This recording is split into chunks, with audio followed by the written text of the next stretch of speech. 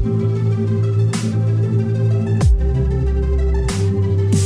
everybody and welcome back to Writing the Rapids, the show where I, Joe Bielecki, talk to writers about writing. Very often those writers have been recommended to me by writers who have previously been on the show. In the case of this month's guest, Sam Richard, he was recommended to me by Brendan Vidito, so if you like this episode, go back and listen to the two, I think, that I had with Brendan, and if you liked those, make sure to stick around, because this one will be good too. Sam Richard is the author of Sabbath of the Fox Devils and the Wonderland award-winning collection To Wallow in Ash and Other Sorrows. He's also the author of the short story collection Grief Rituals. He's the owner of Weird Punk Books, and he's edited and co-edited several anthologies, including the Splatterpunk Award-nominated The New Flesh, a literary tribute to David Cronenberg, Stories of the Eye, and Cinema Viscera. His short fiction litters the literary landscape like a lumbering plague.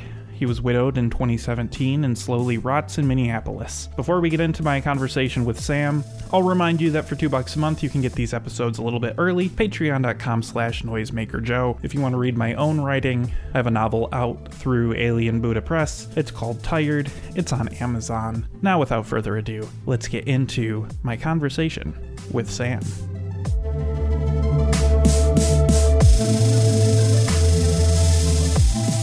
I think a day or two before To Wallow in Ash came to my door, I was in my group chat with my friends, and this is like a thought that's been in my brain for a while. I said to them, what is the last piece of horror media you read or watched or whatever that actually scared you, that made you feel fear? Because I feel like it's not a thing that happens with me. Every now and again I'll watch a movie, feel a little anxious if I'm really into it, if I'm really in the watching horror mood. And like the first time I went to a haunted house a couple of years ago was really genuinely terrifying for me, and now it's just fun. And a lot of horror has been like that, where like maybe the first time I get into a new type of horror, it's scary, or like body horror will never not be uncomfortable for me. And then I read To Wallow in Ash, and I felt genuinely terrified. As a husband and a father, just genuinely, just woof. I will never not be scared anymore reading about, somebody's partner dying. And it's interesting because, it's not the first grief story I've experienced. And in fact, I feel like I was just on the record on the show not too long ago talking about how everybody said Hereditary was so scary, but for me it was just sad. I think if I were to go back and watch it now, that like I've kind of gotten it, like To Wallow in Ash really made loss as a fear click with me. Now I think I understand why like Hereditary is so scary. Yeah, that makes sense. It's funny because my dad is a horror fan. He's not like a huge horror fan. He's a big sci-fi nerd. He was like first generation tabletop role playing, like back when it was all war games and stuff. He's a nerd. Like I'm the reason I am who I am because of my father. He would show us horror movies at a very young age. I asked him a few years ago, what's the scariest book you've ever read? Because he's read all the classics, in horror. I was like, what's the scariest book he's ever read? And he was like, Pet Sematary. I was like, I'm not a King guy. Like, he's just not who I came to the genre through. He's not. I don't have anything against him, and he's done a lot for horror, but it's just not kind of where my trajectory came from. And I've read a handful of his books, and I like a couple, but I was like, really, Pet Sematary, like Stephen King? And he was like, you were maybe 1 year old when I read that book. And I got it. I was like, okay, I see ya. So I think in a way, like, it, To Wallow to me is not about, it's like amazing to hear that it terrified somebody, because I never think of it as a book that does that. Because I think horror, right, isn't just, does it scare you? Or is it scary at all? Like, I think horror is capable of so many things, so many emotions. It's about exploring so many different emotions, different states, different story types. that like the emphasis on like scary is like a component of one possibility.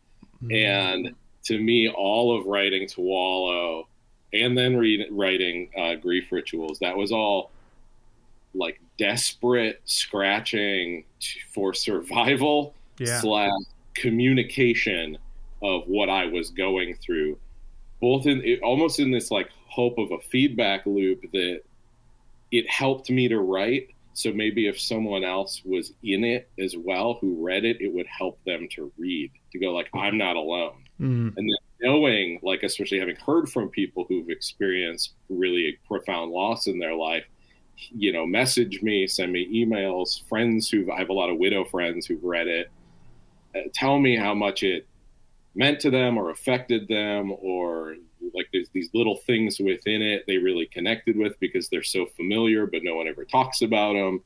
All of that became this weird feedback loop of like, it helped me if it helped you. It helped me to write, but then if it then helped you to get through it, even just for a second, even just to feel not as alone, I feel less alone now. Yeah. Right. It's like now I'm hearing that back. I'm hearing you say that. And that is kind of one of the, you know, in hindsight, like one of the big reasons that I wrote those. That's really beautiful. I like that a lot. I find that, I wonder if it's hard to bring it up.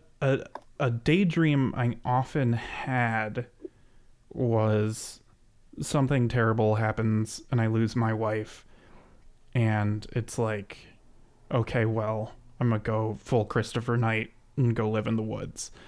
and like I would joke to my friends for the longest time, like, oh, the only thing between me and a cabin in the woods is Katie, the only anchor to society, whatever. And then I quit drinking, and so like it got uglier. The daydream that popped in my head would get uglier because it's like, well, if she dies, just all bets are off, right? And no one will blame me for coming out of retirement. And now that I have a kid, like, it's like, well, I can't. Like, I need two people. I need, like, I'm a pretty good dad. And I say that very humbly. I've been told that by people who have had really bad dads. So, like, so far, right? You know, under 2 years, so far doing pretty good. But like, I can't work a full-time job that requires me to be out of the house and be a dad. And so like a lot of the fear that came in was like not only kind of grounding those weird sort of like intrusive daydreams of like, well, now you can just do whatever because your moral compass is gone, to like, oh wait, no, like actually, you know, this person means more to me. And clearly always, you know, it's not just like I found a person who would keep me in the suburbs or anything like that. But so it like really, a lot of the more banal parts of life that grief intrudes upon and that losing a partner intrude upon was kind of brought me down to earth a little bit. Whereas, you know, as I was kind of getting at before, you know, grief to me just looked like just hedonism, you know, just Nicolas Cage leaving Las Vegas sort of thing, you know.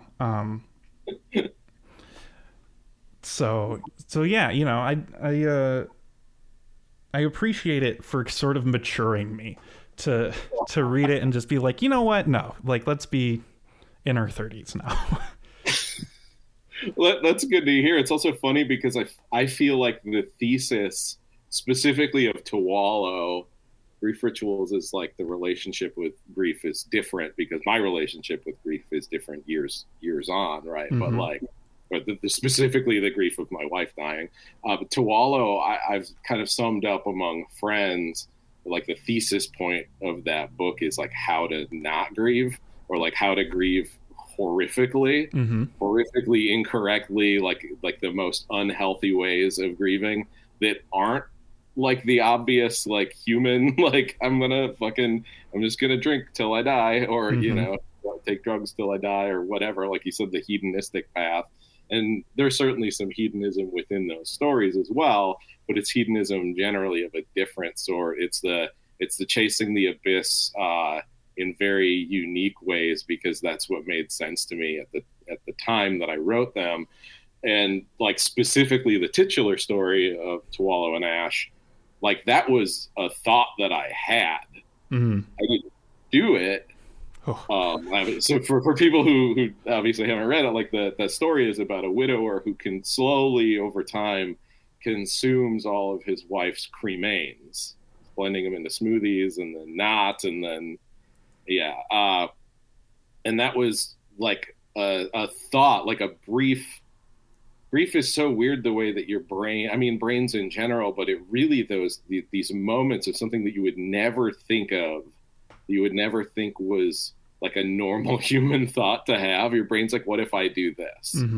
And because in this fucking almost dream logic way that grief operates, the idea of consuming my late wife's ashes was a way of keeping her with me, right, and not letting her go. Just like her remains, like not letting them go, not like they are a part of me now. I am making them a part of me. And that was a real thought that I had. And I wrote that story, and I don't remember if I say in the introduction, but like that one I think was day 15 after she died, and We Feed This Muddy Creek was day 16 or somewhere around there. It's talking about that book is a little complex because this is the second version of the book. It came out in 2019 from Nihilism Revised, and then it won the award that it won, and then it went out of print really fast. And when I put the new version out, I did new art, I wrote a new introduction, I removed a story, and I added a novelette, just because I wanted it to be a little stronger, and there was just some things on readback that I wasn't as happy with. I did a whole new edit. So it's like, fuck, which iteration of the version do I say what in the introduction? But those two stories were written like it was about 2 weeks after she died, and that one specifically was like a genuine moment that I had of like wanting to do that, which was partially spurned from what it says in the story, right? What they don't tell you is that if someone's cremains are in an urn, they are not just in that urn, they're in a plastic bag. Yeah. They don't like dump them in there for you. They put the plastic bag in there for you. And I put her remains in like a Himalayan pink salt urn. Like this is real. I put them in a Himalayan pink salt urn and buried it in the bank of the Mississippi River by a dog park that we would take my dog that died a few years ago, we would take our dog to all the time. She loved that place. And my hope was that her ashes, like the urn dissolves in wet soil, it dissolves like in a week, and more dry soil, it does break down over a few weeks. But my hope was that her ashes would become one with the Mississippi River, and it would flow down to New Orleans, which was her favorite city, and then out into the world at large beyond that. And so I had to do the thing. I had to break the seal. I had to look in the cremains, or like look, and it was like, oh, there's plastic in here. And I did get, not intentionally, but I did get a minor taste of her ashes, because when they all got out of the bag, there were these little like fingery plumes of ash and smoke that like kissed my lips. It was a very weird, I was like, yeah, what would it be like to just fucking eat these? Because I kind of want to. They don't taste very good. No, I'm sure not. Well, thank God that's as true as the thing got, because I don't know, man. I read a lot of like autofic stuff about, punk 20-somethings doing lots of stuff, and right. There's a lot of plausible stuff that happens in those books. That one in particular too, it's really funny because, so again, with the first version of that book, when Nihilism Revised put it out, I didn't realize until I was doing the edits for the new version that in the original version of the story, I did not give her, like, it is her name. Like, I named the character Mo my late wife's name was Mo. I've since revised that. I can't believe that I put that. So of course a bunch of people thought it was at least plausible. And it's really funny because I've had people reach out to me, especially in those first, I don't know, year or so that book was out. I would occasionally have people reach out to me and ask how she tasted. Like, what was it like to eat her? Like, they thought it was real. And it was something that, like, both was like, I don't know, kind of an ego stroke to be like, okay, like, I wrote this in a way that's real enough that people think it happened, but also, like, made me, like, viscerally upset the first few times it happened, because I was like, are you fucking kidding me? If this was real, that you would ask me that, and I don't really know you. There were 3 people who asked me that question who I, like, didn't feel that way about, and it was 3 widows who read the book who asked. Who I think they themselves had similar moments, right? Like, so I was like, okay, they get a pass for asking, because we are in this in a way together that other people are not. And there's, the book has a lot of other moments in it that stem from those realities, right? You know, there's a lot in that story that's real. The story, Death Like Love, which is like the petite necrophilia story, for lack of a better term. It's like all of my Bataille, like my lifelong love of Bataille, filtered into that story. Sure did. And the part at the beginning of that story, I don't need to, like, spoil the whole thing, but the part at the beginning in the emergency room, the little room where she's, like, the character is in the room with his late wife, she's just died, and there's that moment of desire for, like, a sexual connection, was a moment that I had, like, for earnest, and I put it out of my mind, and it, like, wrecked me that I even had it, because it feels so, like, profane, you know, to have a moment. But it's also like my soul crying out to have that kind of, or any kind of intimacy with the person that I love more than anything in the world one last time. And I felt like I really beat myself up about having that moment.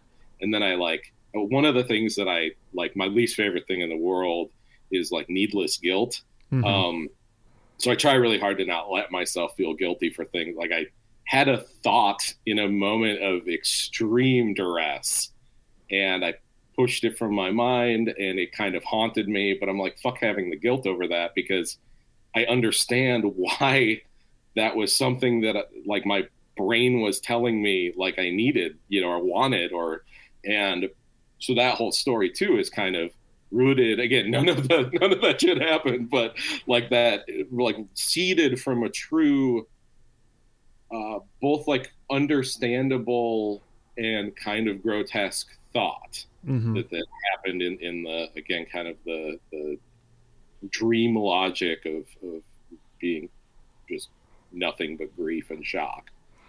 Right.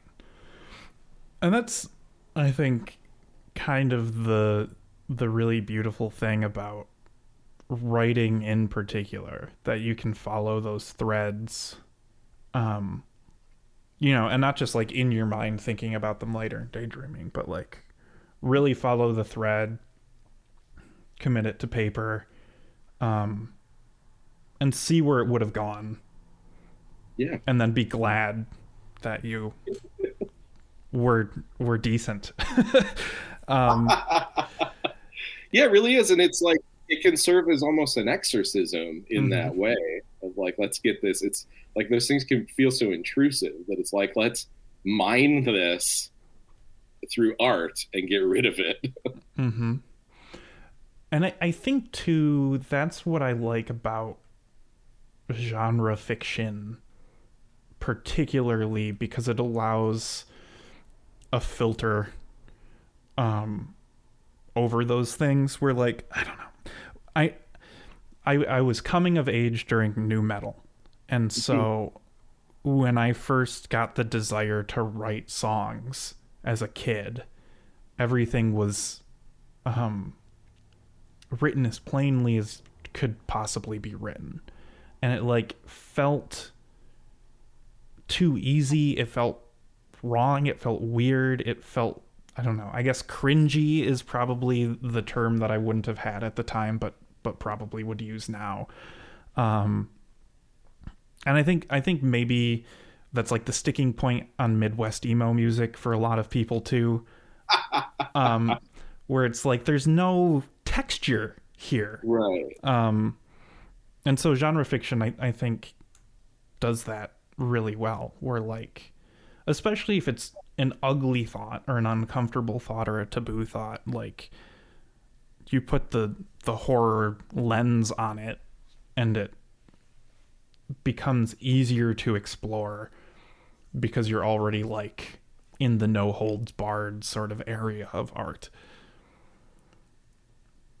Yeah, I think that's one of the like essential strengths of horror is its ability to just do that, to just go like.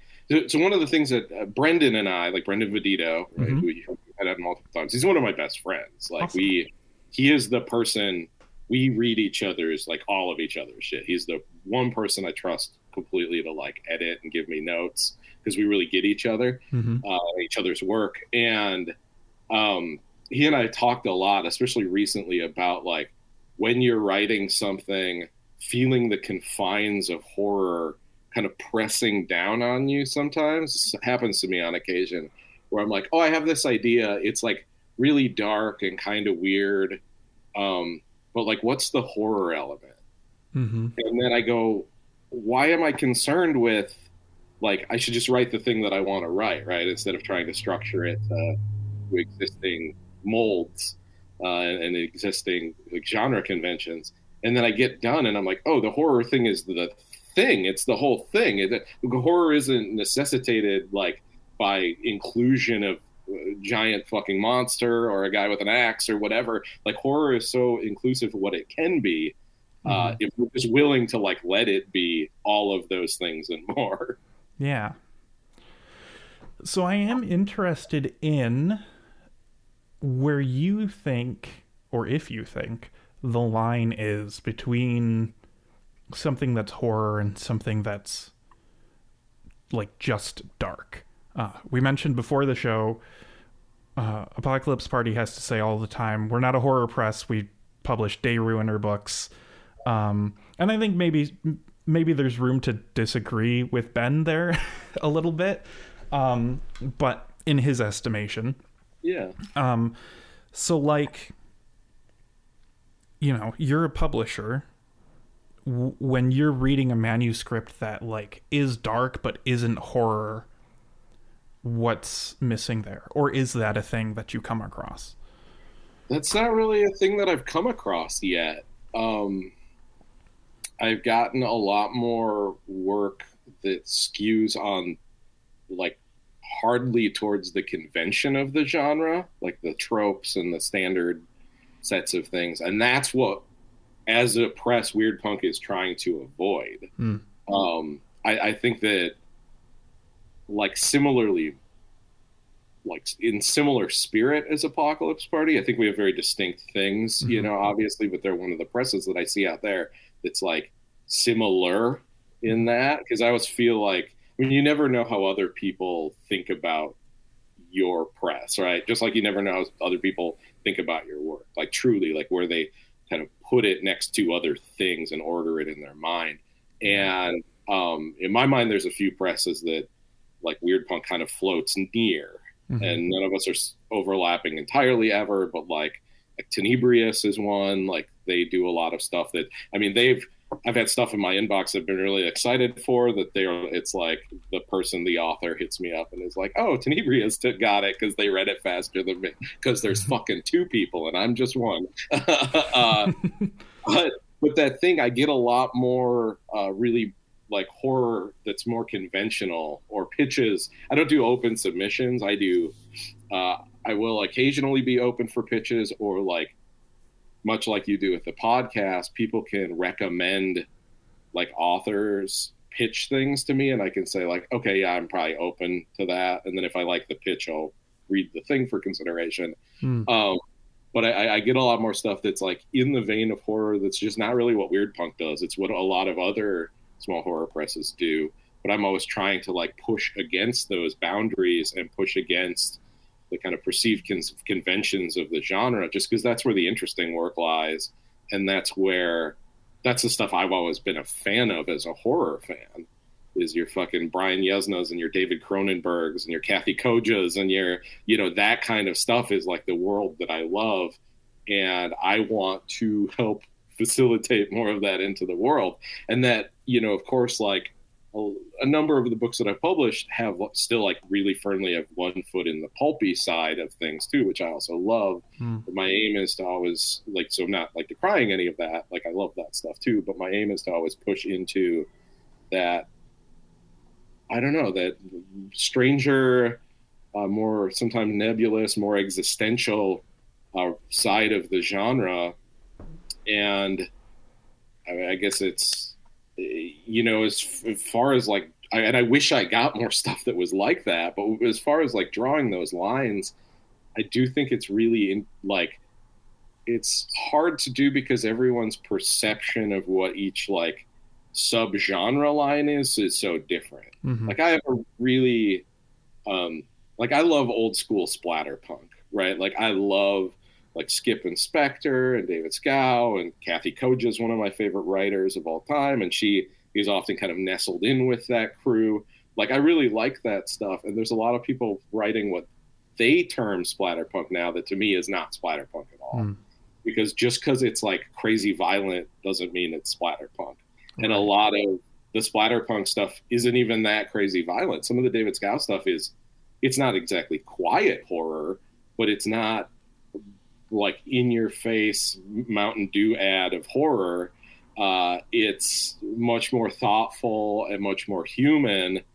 It's like they just don't shy away from the grisly bits. They show them, but it's not the point. The point is the punk part. The point is having something to say. The point is, like criticizing something or showing some kind of illumination, within the rotting filth of the masses, of like being alive, of being a human, of how horrific the world can be, all of that. And that's the stuff. So I'll be like, oh yeah, I like splatterpunk. And I think it's like a lot of other people's perception of what that means is very different from my own. It's one of those things that I'm like, oh fuck, maybe I shouldn't say that because maybe it means a different thing. And I think the exact same thing is true with transgressive literature, right? Like as a genre tag, which is another thing that I love. That's where I come from. That's what I came into horror through, is reading Kathy Acker, William Burroughs, J.G. Ballard, George Bataille, Samuel Delany, like all of this really gnarly shit that's literature. And then finding people, again, like Kathy Koja, who are like, oh, this is the spirit of transgressive literature done in a horror way, or like a blending of these worlds. And I don't see a lot of people like doing that, but I love it when people do that. And so even talking about transgressive literature becomes this murky thing where it's like, okay, so if it's dark, but maybe it's not horror, maybe it doesn't have like a monster in it or a supernatural thing or a serial killer in it, then what is it? Is it transgressive literature? But I also think that one is like a specific thing and means a specific thing, because that's also about like the churning through of taboo and transgressive topics in the name of finding illumination within. Like that, like transgressive means a very specific thing within the body, like the philosophy of the literature. And so it's another term that like you have to know it, because a bunch of people are like, oh, so it's just a bunch of fucking sexual assault stories. And I'm like, God, no, like I'm not into I mean, I read some, some of those books have that, but like that's not the point if it's in there, and it's not like the genre is just that. And so like all of these weird, you're like, so then where does this stuff fit? And is it horror and is it not? And is it about the spirit in which it's produced to decides what genre it fits in? Is it about the way that it's branded after it's produced that decides what genre it's in? Is genre like prescriptive or is genre descriptive? And I think like genre should be descriptive, like it should be how we describe something as opposed to a box we put something in. So in that way, I think a lot of the stuff kind of on those fringes, like, is horror. Maybe even if the author doesn't necessarily think it is, or they have that like thing, like I was saying earlier about, does it fit if I don't put in all this other stuff? You know, that like this almost this part of you that's like itching, like, oh fuck, I don't know if it's quite horror because it didn't include, there's not some gnarly shit in there that's beyond like all the existential gnarly shit. But all of this to say, for rambling for 10 fucking minutes, I don't have a real answer.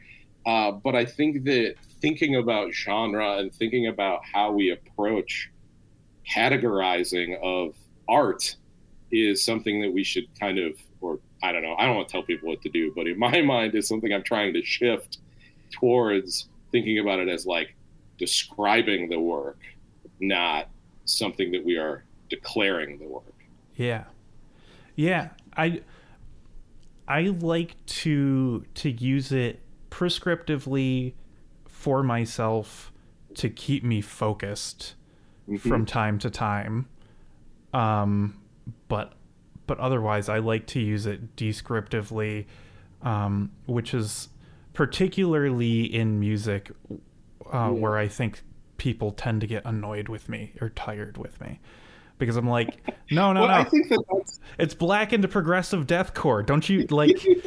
The songs are 6 minutes long. He screams higher in the register, and there's still breakdowns. It makes perfect sense, guys.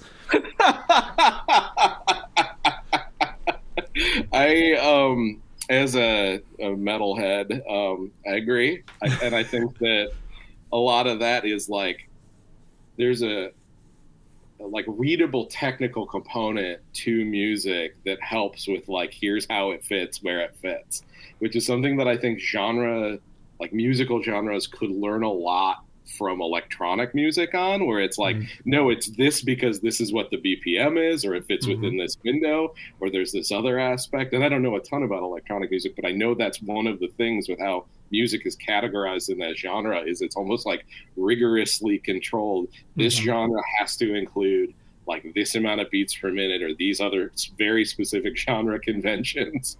Whereas with metal, we get a lot of, I was in a crust band for a long time, and in a review we got called post-atmospheric blackened crustcore, and all of us looked at each other and went, what the fuck is that? Yeah.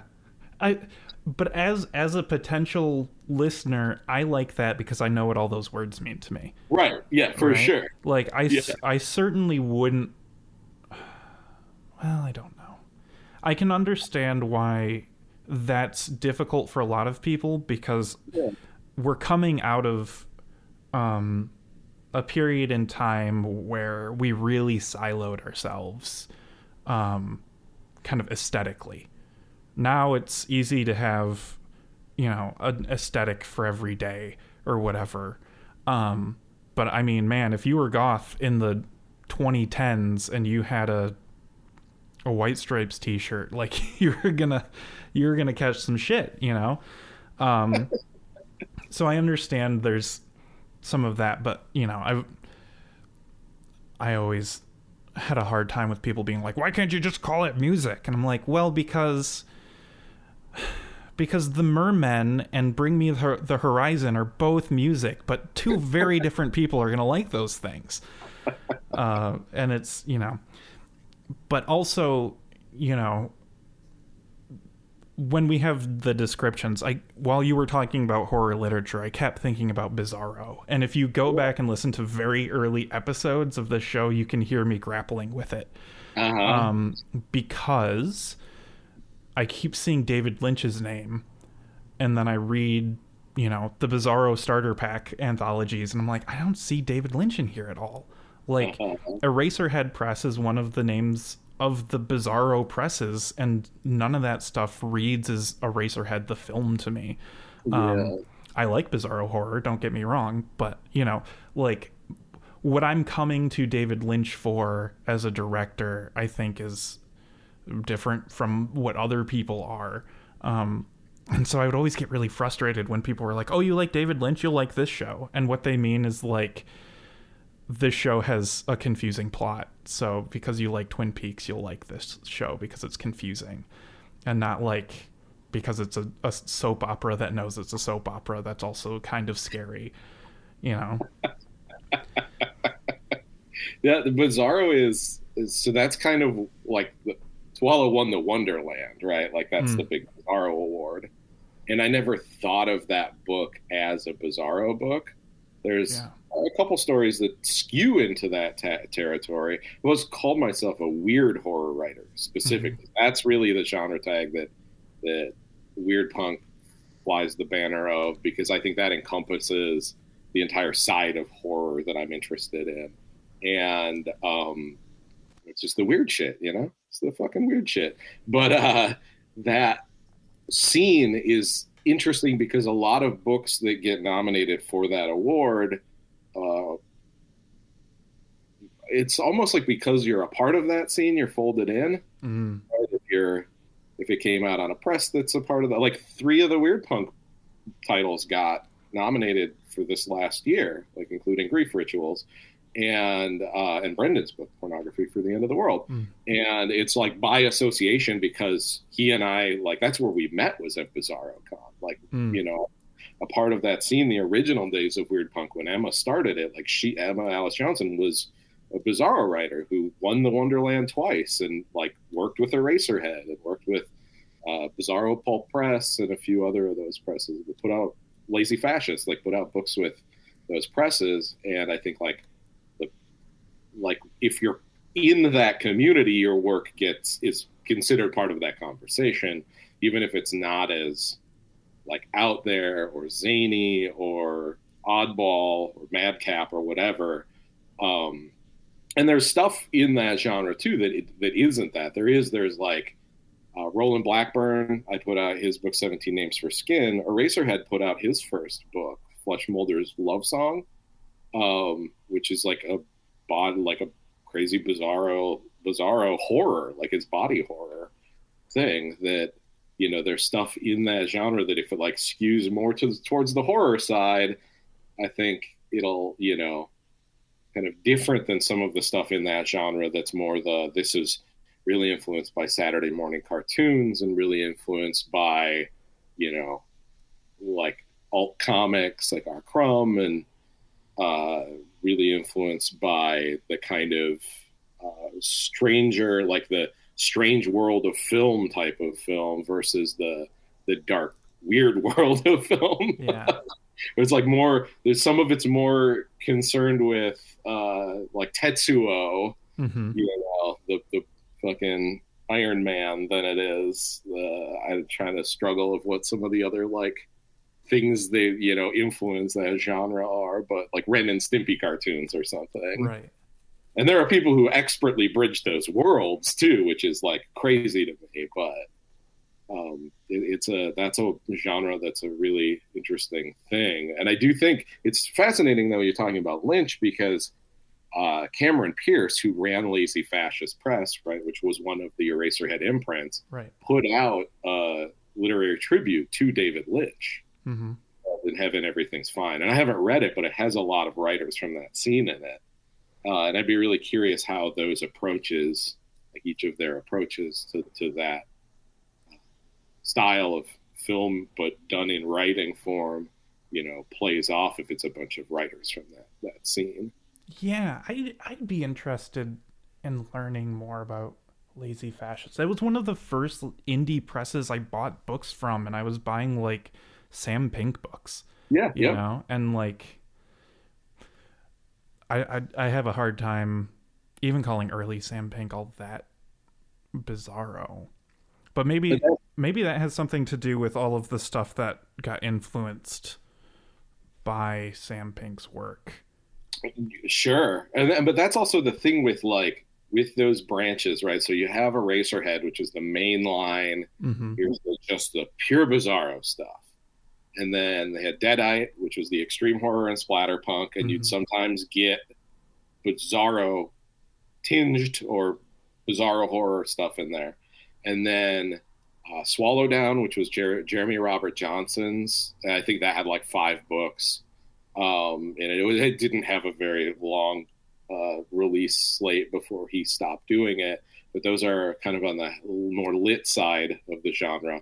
And then there's Lazy Fascist, which is full on like the lit side of the genre. That is Bizarro as literature. And that's Cameron Pierce who ran that line. That was his thing. That was what he wanted. So he was publishing Sam Pink, absolutely. Blake Butler, several books of his came out on that line. Like a ton of people. Jeremy Robert Johnson's Skullcrap City. Yep. Stephen Graham Jones, early Stephen Graham Jones books are on that. Oh, really? Yeah. Oh, that's fascinating. Yeah. Also Brian Allen Carr, early Brian Allen Carr was on there. There's a bunch of people who you're like, you wouldn't think had come out of that community, but they were being published by Lazy Fascist because Cameron just had an eye for like, what's the like, I don't know, the weird weird lit shit. Yeah. And even that line is really diverse. There's some stuff that I'd be like, this could maybe even be more of a mainline Eraserhead title, but he picked it up and he wanted to put it out, and that's how it happened. But yeah, it's I really like that imprint, and was sad when he closed that now, like 5 years ago or whatever it was, if not longer. Yeah. That was one of the things I really came into indie lit just as a lot of stuff was happening. As a lot of stuff was dying. Yes. Like, I think I found out about HTML Giant like a week before they shut down. And yeah, I think I had time to buy like 3 Lazy Fascist books before they're like, okay, all done. It was very disconcerting to be like, oh, I think I kind of find some books I like to. Oh, never mind. Gonna have to figure something else out. Yeah. And luckily, you know, if you're stuck for things to read, just start a podcast. You'll find a bunch. But I think the Saturday morning cartoon thing, associating that with Bizarro really made some things click for me. So thank you for that. That's just a little personal thing for me. Kind of in line with all of that, I found the previous appearances section of Grief Rituals to be a really informative way of recontextualizing the work, because so much of the stuff has been originally appeared in anthologies rather than online lit mags I'm not familiar with. So like I normally kind of skip that because I'm just kind of like, I don't know what Solid Block of Wood magazine puts out, but so, you know, whatever. But you know, a black metal horror anthology makes sense. Laser Mall makes sense. That was really useful. I think I can't remember who I spoke to who most of their stuff had only been published in print anthologies before their novel, and like I don't know, I think you'll agree with me that anthologies are a really useful tool for the reader, and probably a good gateway for the writer as well. Absolutely. Yeah. I've never been, I don't think I've ever really tried, but I've never been published in an online journal or anything. I've only been published in print for short stories and whatnot. Like even still, like all these years later, all anthologies and a scant handful of magazines that are all print as well. I think anthologies I wish more people read them. And you get the ones that like a lot of people will read, which is cool. I wish, you know, it also makes sense. There's a ton coming out, but I think that ability to just do like such specific themes or not specific themes at all and see what happens and try to get a bunch of cool shit, like keeps me writing sometimes, or I'll just be like, I don't know, I like am aware of this publisher. I know that they're not shitty. It pays. The theme is like really cool. I'm just going to fucking go for it.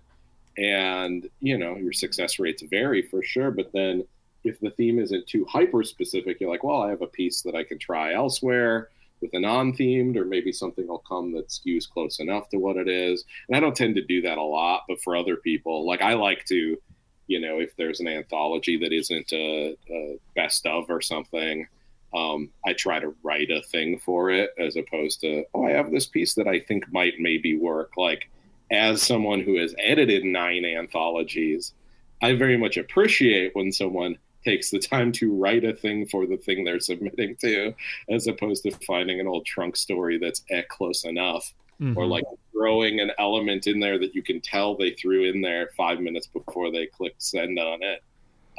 So I always try to write for theme, but that is a really good way of like getting your brain working for new ideas and being able to try to turn things around pretty fast with parameters. Because I don't know, it's different for every writer. I don't know how it is for you, but for me, often parameters help, even if it's a little like it's not a ton of guidance, but it's like, here's the theme, or here's the style, or here's the kind of texture or atmosphere or vibe we're going for. I'm like, okay, I'll try to sculpt a piece of work into that, like like make a new work that I'm like sculpting for that particular thing. Is good exercise for the brain. And it's also how, like, a lot of my friends, it's how, and myself, like the people that I think of like truly as my peers in writing, that's how we all fucking started. That's how we all got our first publications, like multiple times over before then you release the thing that's your thing. And I always think there's not a good one-to-one, but I think about it as like being in a punk band, because that's kind of my background, is like, oh, you record some songs for some comps, some compilations, or like a 7-inch that's a split with another band. And that's essentially doing similar to doing an anthology. And then you work your way up to like, okay, now I'm going to do my full length, which is either like a short story collection or your longer work. But it's again, not a great one-to-one, but like similarly minded. And then it's like, well, I'm working on this stuff for this next long piece, I also should, stretch my legs on some other stuff and write for some other stuff. And, it's like putting out like a little single here and there, another split 7-inch with the band. I don't know. I think that stuff's good. I'm not going to say it's like necessary. I think writers can do whatever they want, but if you're like, for people who are just getting going in this, I think that's a really good way to start. It's a really good place to start. Yeah. I think that I probably could have contextualized it better in my head when I was like writing flash fiction pieces for online lit mags, as just it was almost, I had a novel and a lot of the places I wanted to send it to were like, we don't take unsolicited subscription or submissions. And I was like, okay, well, I guess I'll just try to publish a whole bunch of pieces of flash fiction and maybe somebody will email me. It was a very like, if I intern at this place, maybe a job, maybe I'll be able to network my way in. And I don't know, it was probably too cynical a way of doing it. I wrote a lot of stuff that I liked from that period of my writing life, but I think that there's something to be said for that, though. Like, I don't know about necessarily like online lit journals or anything, but anthologies and magazines that are done by publishers who do like solo work as well. That's a really good way of getting your name in front of them and your foot in the door. And, I've had people offer me, oh, if you ever have a longer thing you want to send to me, like because I was in an anthology with them, or that they published, or even just like that door feels more open. My first, my novella, Sabbath of the Fox Devils, when I first wrote that, I wasn't like, Weird Punk was going, but I wasn't putting any like solo stuff out. It was all just an anthology a year. And then the Joe Quinnell's The Mud Ballad, who's like, Joe is one of my best friends, and she's not really writing right now, but when she does, I read a lot of her stuff. And she sent that to me. She's like, I wrote this and threw it in a fucking drawer because I hated it. And then like 2 years later, here I am, and I reread it, and I'm like, maybe this isn't bad. Will you read it and let me know if it sucks? Because I want to submit it possibly to Grindhouse for their open call. And this was like 2019. And I read it and I fell in love with it. And I went, Josie, you got to let me publish this. And that was what started Weird Punk doing novellas. And I had been at that same time working on Sabbath of the Fox Devils. And I think it was even done. I was just doing edits. I had submitted it to a couple places, but one of the places I submitted it to was a publisher who I had a short story in an anthology with. That's actually, it's in Grief Rituals, the Death's Head Press Breaking Bizarro, which is like one truly, like, I was like, I'm going to write a fucking actual piece of Bizarro fiction that's really fucking sad. Yeah. And that, like, I really liked Jared, who I don't know if he's involved in the press anymore, but like, he was really nice to me and really cool to work with, and he seemed to really like the story. And when Sabbath Fox Devils was done, I hit him up and I was like, because I'd had several friends get published by them, and I was like, I don't know if you're open, I don't know if this is an overstepping of boundaries, but I have this book, it's done, it, you know, is in the splatterpunk realm. Y'all are publishing a lot of this kind of stuff, or, you know, not this same thing, but in this realm, like, would you be interested in looking at it? He was like, hell yeah, man, send it over. And I sent it over, and then within 3 weeks, I was like, I'm going to publish it myself. So I had to send him an email just being like, sorry, man, I apologize for taking up your time with this fake out, but I'm actually just going to self-publish it publish it under Weird Punk. But so all that to say, like, being part of these projects can open doors a little. And it's going to depend on the publisher, and some are going to be like, absolutely not, get the fuck away from me.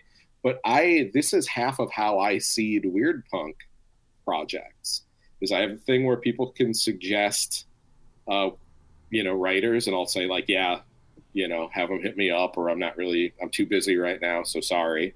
But the other way is anyone I've worked with in the past, either on long stuff or they've been in an anthology, my door is always open to a pitch. If they have a finished thing and it's within what I do and it's within the scope, like word count of what I do, they're always welcome to hit me up, and I'll let them know based on that pitch, this sounds like it could be in the wheelhouse, or this doesn't sound like it could be in the wheelhouse. Good luck. Let me know if there's any other publishers who I know who you think might want to take a look at it, and I can advocate on your behalf. But that's seriously how several of the Weird Punk books, especially the last couple of years, have come to be. Sarah Century was in The New Flesh, and I loved her story in The New Flesh. And we became friends, and I actually reached out to her. I was like, write me a fucking collection. Awesome. I like that a lot. That makes me feel good that that's the thing that happens. Yeah. Because I don't know if it's just this winter or whatever, man, but the cynicism is strong in early 2024. Oh my God. I've had a lot of, don't worry. I've had a lot of like publisher angst, a lot of, writer angst, just not feeling great, just feeling really frustrated. So you're not alone in that. Cool. Well, I'm just saying also sometimes there are good things. There's good people in the world, and sometimes you meet them. Got it. Good.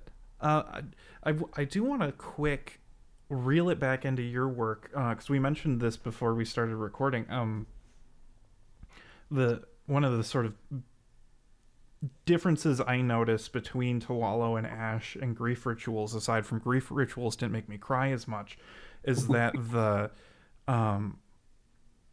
horror felt more like it was coming outside at the speaker, at the protagonist, at the narrator. In Grief Rituals, like beyond the loss, which is ever present in To Wallow and Ash, a lot of, as we kind of touched upon, a lot of the horror in that first collection comes from following the thread of those split-second thoughts when your brain is just kind of spitballing ideas.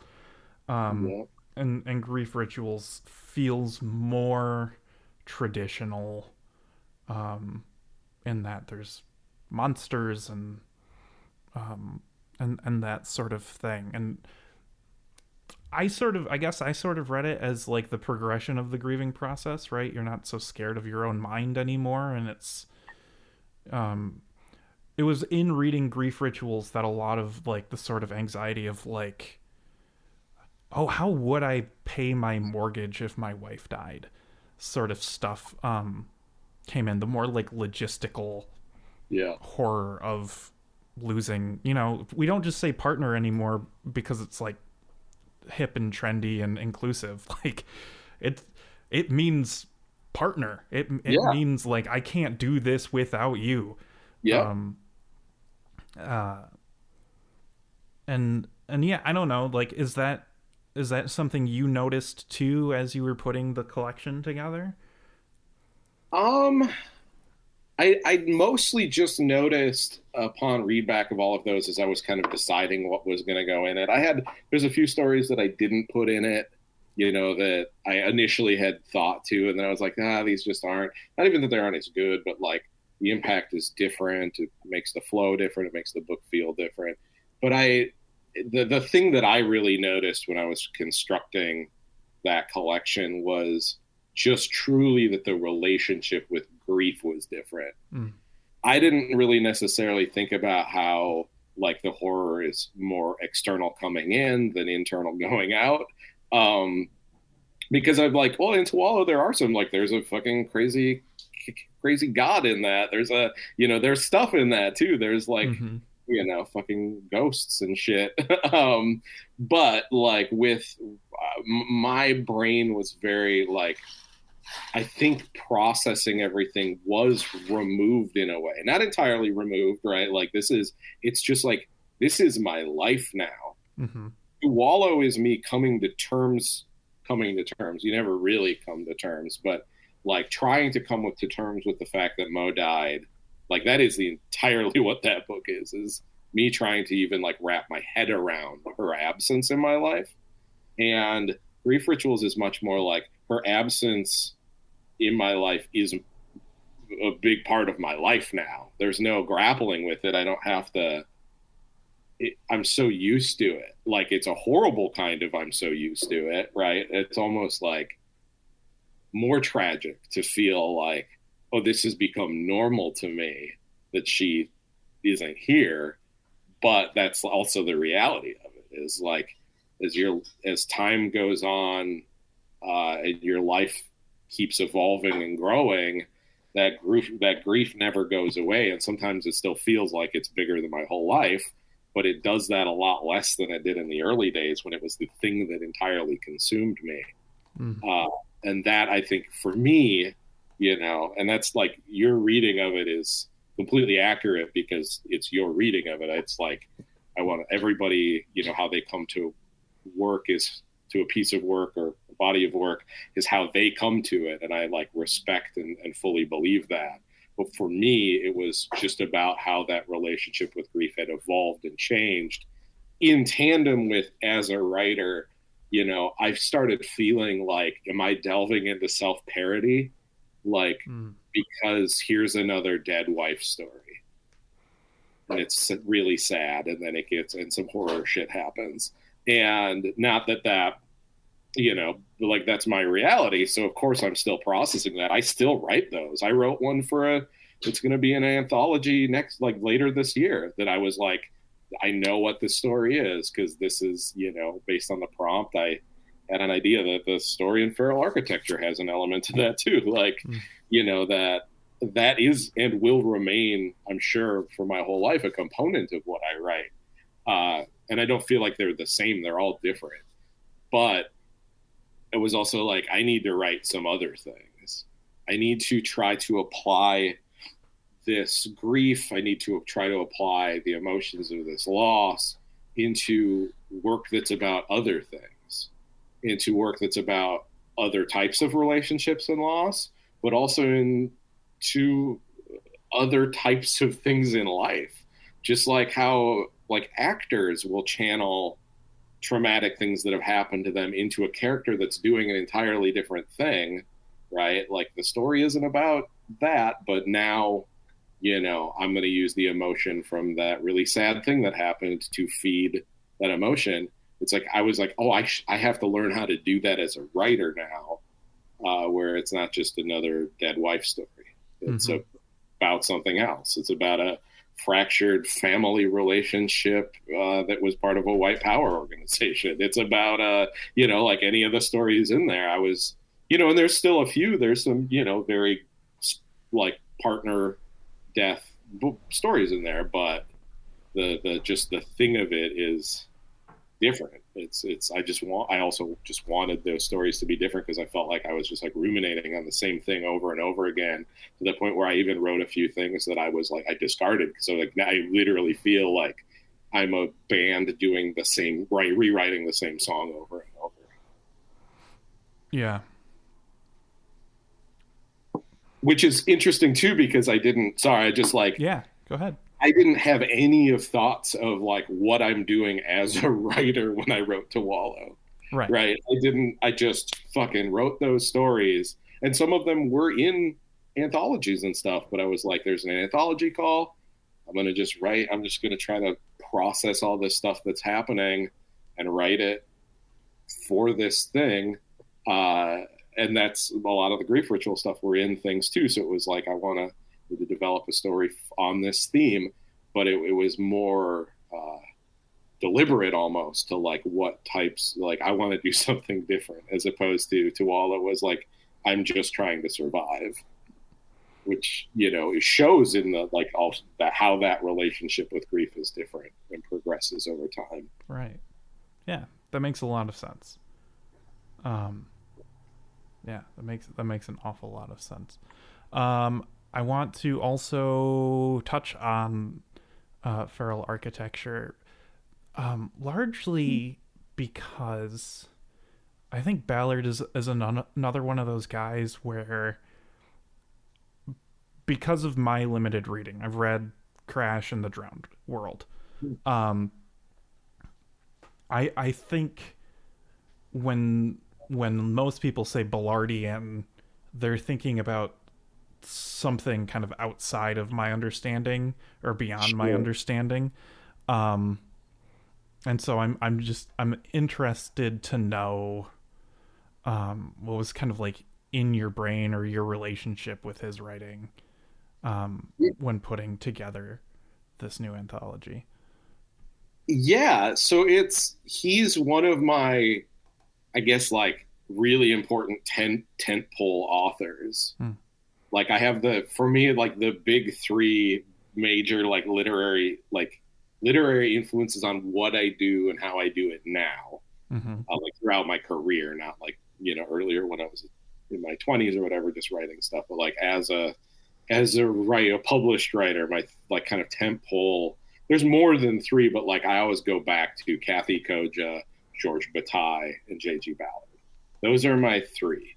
And there's a bunch more, but like those are three that really did a thing that speaks to me on multiple levels. And I try to, it's not even like intentionally put that in my work. It's just kind of, those are the paths that I am walking down, or hope I'm walking down at least. Right. And Ballard has just been like one of my favorite writers since my 20s, probably my mid 20s.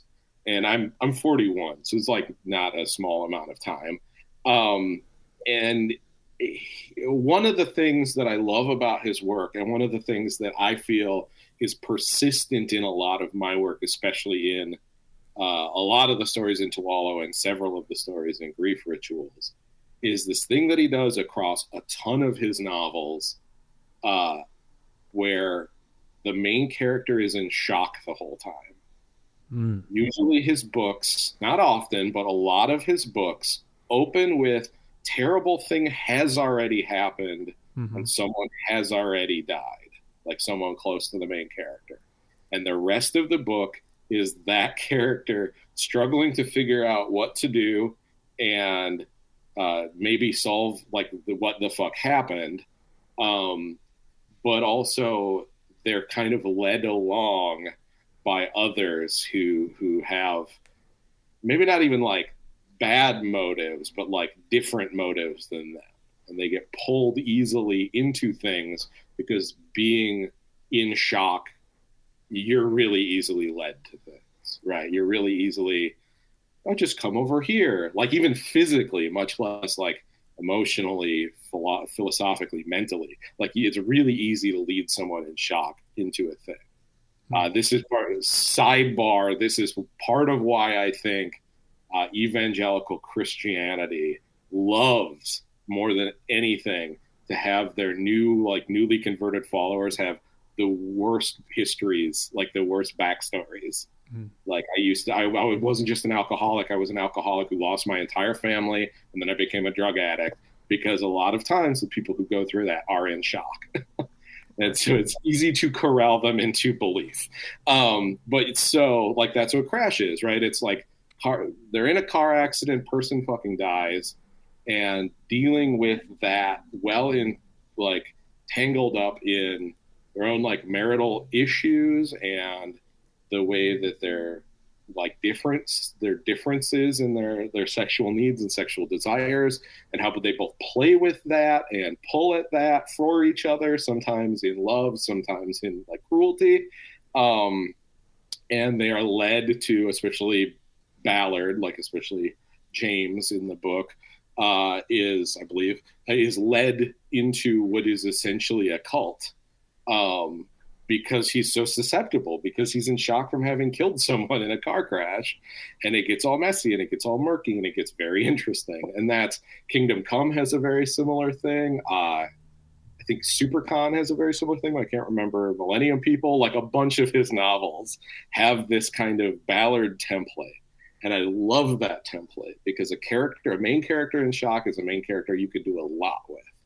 And it's also interesting because that is like essentially an altered state you're dealing with. And it's an altered state that I don't think we explore enough, like truly explore. So on the very personal note, right, like in writing stuff, it makes sense. I wrote half of those stories in Tuala when I was deeply in shock.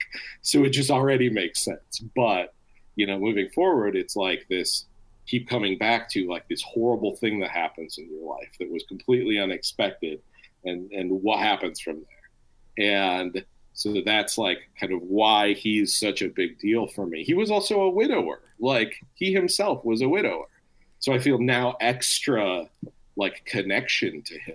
And like, I think an extra understanding emotionally to his work than I had before, where it was a little more detached. And now I'm like, oh no, I know it. Like I know exactly, not that I had never been in shock before, but like on that level of like giant life-changing event. Like horrible, giant, life-changing event. I'm like, oh, I'm there. Like, yes, I see you. I know why you were channeling this like your whole career. So that is, the kind of big thing for me with him. In terms of the term Ballardian, I've heard it used so many different ways and for so many different reasons. And I think, to me, it often speaks to that kind of intersection of the way that the social landscape sculpts us. And it can be like anywhere within the social, like things socially. So like Cronenberg, right? Like Cronenbergian is all about the intersection of like the human body and technology. And that's borrowed some from Ballard, right? Like Crash is like Videodrome is Crash, but it's beta tapes instead of cars. And so there's like a through line in a lot of Cronenberg's work that I think even he would go like, oh yeah, that's Ballard. He's like a huge Ballard fan. Even his fucking novel Consumed reads like a Ballard book. And so I think like the Cronenbergian is essentially Ballardian, but like with some extra things. Conspiracy generally has to be a part of it, right? There's shadowy. There's not just like a group of people who might have ulterior motives, but there's like express shadowy organizations pulling the character's strings as a thing through not all of, but most of Cronenberg's work, right? There's like almost like the new agey psychotherapy thing as science, right? So like Cronenberg has his own thing, but I think it's like jumping from a Ballardian point. Whereas I think Ballard it's not just generally like technology, like it's including technology, but it's other stuff. Kingdom Come is all about how consumerism and nationalism are wrapped up together and how easily people are led down that path, especially if they're in a state of shock. And so I think it's kind of about how like we are sculpted socially and how malleable we are if we are wounded, like to that, or wounded, then like we are malleable to those machinations.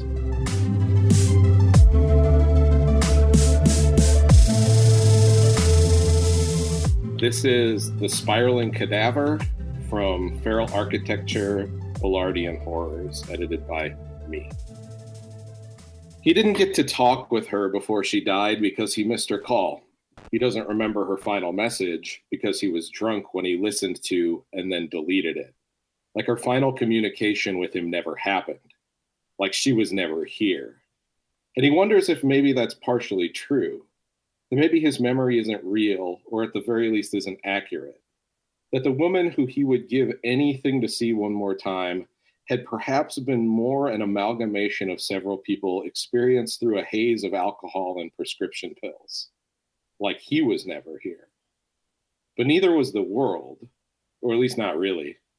That day, the two of them watched another plane drop another bomb, and another group of civilians seeking refuge were ripped clean off the map. No, not clean. Horrifically so. Covered in dust and blood and cinder and ash, found holding each other, trying to huddle in some kind of futile collective notion of safety. Bodies mangled. Their bones shattered, protruding from gray flesh. No longer able to experience joy or love or hope or pain or sadness or self-righteousness or anger or greed or lust or friendship. People reduced to the things we were forged from: clay and dirt and oil, carbon, water, the human stain. But the day two of them watched another plane drop another bomb in another country, as they had year after year after year, as we all have, waiting for the planes and the bombs and the sorrow and the fear to finally come to them, to finally come on them. They sat together, drinking a bottle of cheap corn whiskey she'd picked up on her way home. The delight in her eyes. The delight always in her eyes. But instead, they sat in silence once the bombs fell. It seemed like another day of horror, in that way you might get used to it over time. Exposure therapy, but the dark inverse. Numbness, inhumanity, shock, humanity, isolation, embrace. They sat on their rickety, itchy couch, exhausted from the day, from the week, from the month, and watched those fucking bombs fall. Eternal shall they reign. They sat in silence, in pained awe, not the awe of love and acceptance and abstract holy divinity, but awe of a truly biblical kind, terrible and unknowable. The thing that melts your ability to think for hours or days or weeks or years or decades, lifetimes, generations, centuries. Just another day, always another fucking day and another fucking bomb. They watched it hit over and over from different angles, like high quality porn. The money shot repeated in slow motion on television and on the internet for all the world to see. Look at how well we do this. Look at how good we are. Look at how we fucking got them. Enemies huddled together in their underground bunkers.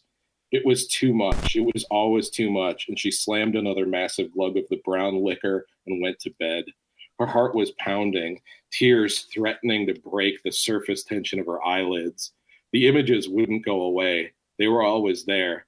If not that night, then the next. If not these people, then someone else. Someone who isn't them. But that doesn't make it okay. It just makes it empty and horrible, and like the whole fucking world needs to stop and spin in reverse just to feel the mammoth weight of every fucking thing that let it happen, that makes it happen. And we don't even pause. We don't hesitate. The bed was soft and warm but hollow. All creature comforts rotting from the inside while the world remains, insists on being this way. She cried herself to sleep, hoping for the numbness of exhaustion or booze or grief to take it all away, to just give her a goddamn second to breathe without every grasping breath being full of abrasive, carcinogenic dust and irradiated powdered blood. She could see the gray of their skin, the unmoving muscles underneath, and nothing made sense. She fitfully slept with the images of the dead hovering over her, not as ghosts or apparitions, but as fully formed flesh and blood people who once lived and struggled and breathed the same rancid air as her, who once held the door open for a stranger and helped a child who'd tripped on a rock. They sat with her as she slept. But he watched the bombs fall. He couldn't rip himself away, not for her, not for anything. The way that feeling worms its way into your stomach and sends cold blood up to your heart, the way it hurts so fucking much, but there's nothing else to do, and every single channel and stream and article and video shows the same goddamn thing, but grows increasingly clean and victimless. Our perfect, precise AI-directed bombs only ever hit their intended targets, who are always evil and against us, and our allies and what we all stand for. And when they die, they are wiped from the earth like bleach to bacteria, not in a shower of rubble and shrapnel and rockets that shoot out literal knives that sever children's spines at weddings, but in a perfectly ordered way that leaves no trace left behind, because there's a movie you should see and a new laptop that you need, and are your erections hard enough, and how's your testosterone level, and didn't this celebrity do something so crazy recently? That night, he let it move through his body like an orgasm. It hollowed him out, at least what was left to hollow out. Like the entire media consumer interface was mainlined into him, freebasing misery and consumer goods and prepackaged opinions. He popped another pill and downed it with a quarter of the bottle of whiskey, the television, his lullaby, his comfort, his everything.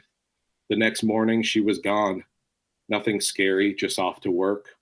He could sense her warm lips on his cheek as he was waking up, as though she had just kissed him and was merely on the other side of the front door. Like she wasn't really gone, would never be gone, but for this fleeting moment before they could be together again.